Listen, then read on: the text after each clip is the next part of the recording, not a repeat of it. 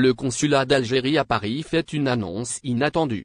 C'est une note officielle qui pourrait bien changer les démarches administratives de nombreux Algériens établis en France, notamment ceux qui aspirent à contracter un prêt bancaire en Algérie.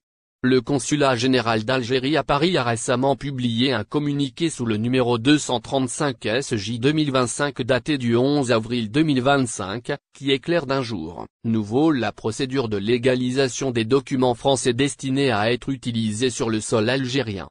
Cette annonce, en apparence purement administrative, crée pourtant une onde de choc discrète mais significative dans les cercles de la diaspora, en raison de la contradiction entre la position consulaire et la pratique actuelle de nombreuses institutions bancaires en Algérie, qui continuent d'exiger systématiquement la légalisation de tout document étranger.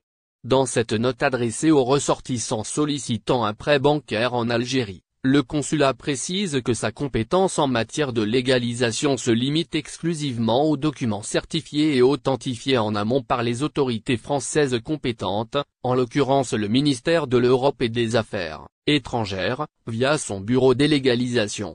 En d'autres termes, tout document présenté au consulat pour légalisation doit d'abord avoir été légalisé par les services français concernés. Mais le cœur de cette annonce réside ailleurs, dans un rappel juridique que peu de demandeurs connaissent ou utilisent. Le consulat met en effet en avant un cadre légal ancien mais toujours en vigueur, l'article 36 du protocole franco-algérien du 28 août 1962. Ce texte prévoit clairement que les documents publics, dès lors qu'ils sont revêtus de la signature et du sceau officiel de l'autorité compétente dans l'un des deux pays, doivent être admis dans l'autre pays sans obligation de légalisation supplémentaire.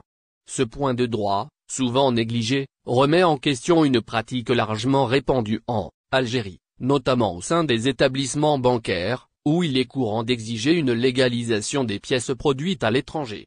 En s'appuyant sur cet article de 1962, les services du consulat concluent que les documents déjà authentifiés en France devraient être automatiquement acceptés par les banques et autres institutions en Algérie, sans que les demandeurs aient à repasser par une procédure de légalisation consulaire. Une interprétation qui, si elle était pleinement appliquée, allégerait considérablement les démarches administratives des ressortissants algériens et permettrait de fluidifier les échanges documentaires entre les deux pays. La portée de ce message réside dans son caractère inattendu, car il entre en contradiction avec la réalité vécue sur le terrain. En effet, malgré l'existence de ce protocole bilatéral, les banques algériennes continuent d'exiger la légalisation des documents étrangers, même ceux qui portent déjà les tampons officiels.